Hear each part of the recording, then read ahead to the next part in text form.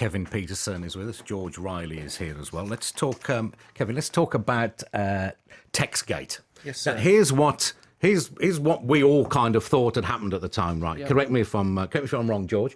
We thought that you had criticised Andrew Strauss using the rudest word in the English language, and we won't go into the etymology which of this now. No, it's not. So you use what is the South African word?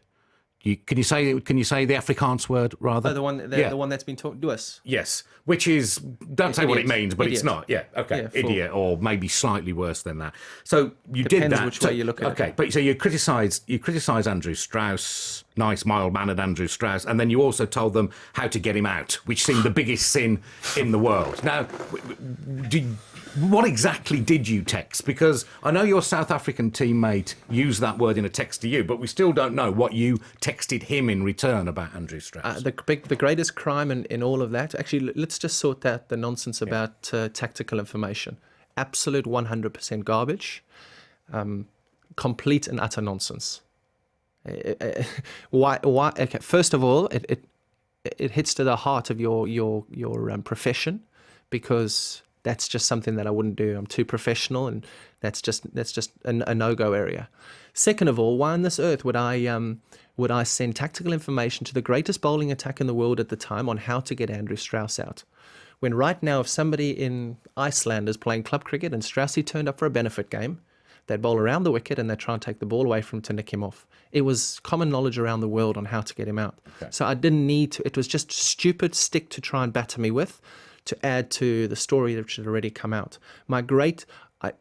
Another thing on this is it's something that I regret. And why do you regret it? Because Andrew Strauss and I got Andrew Strauss involved in a situation he shouldn't have got into, because he's a nice guy, and I'm really sad that our relationship has gone a bit iffy because of that. I went to Strauss's house and I apologized to him at his house. I asked him to apologize to Ruth, because I was really close to Ruth, his wife, because I know that the partners go through it too. And it saddened me that it had come to this, because Straussy and I were close-ish, and I'd put a dampener on his final 100 and things that I should never have gotten, and I should have defended him. But the constant stream of messages that you have with friends was just a stream of messages. These guys I talked to a hell of a lot. Okay. There's guys on the Indian side. What did you say to them then, if it wasn't any of that nonsense that we were led to believe? You know, the strange thing is, when it all came out and they asked me the questions about it, I said, I haven't got a clue. I actually haven't got a clue. Hold on, Adrian. Sorry, go on. I said, I haven't got a clue. I don't know. There was a constant stream of messages, and I know the theme of the messages wasn't very complimentary towards Straussy because of the way that he'd been treating me. But you must still have the messages in your phone. You must have been able to look back and see. I hardly ever care, unless messages are really important and I need messages, and I've been through how many updates. Sorry? You won't have deleted them. They must still be there. Why would they be there? BBM messages, they go. Right. I don't keep conversations. Okay. I don't keep conversations. But you called him. I didn't call him a doers. The general feeling of the whole thing was that he was treating me badly. The South Africans have picked up on it. They've seen it since. Not seen it. They've spoken to me about it since. And I hold my hands up and say it's a situation I should not have got myself into. And yeah, it's something I deeply regret, because it's horrible to be talking about something like that now, and I can see where people come from it.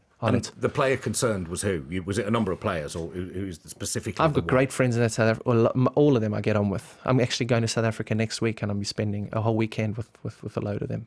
But you know, who was it specifically? Oh, so who was I messaging? Yeah. Good. At the time, I was messaging Morkel, Rudolph. It was actually Mornay who sent me a message saying, "What a great 100, outstanding." That was, I think, how the messages started. I haven't got. Honestly, I don't even know.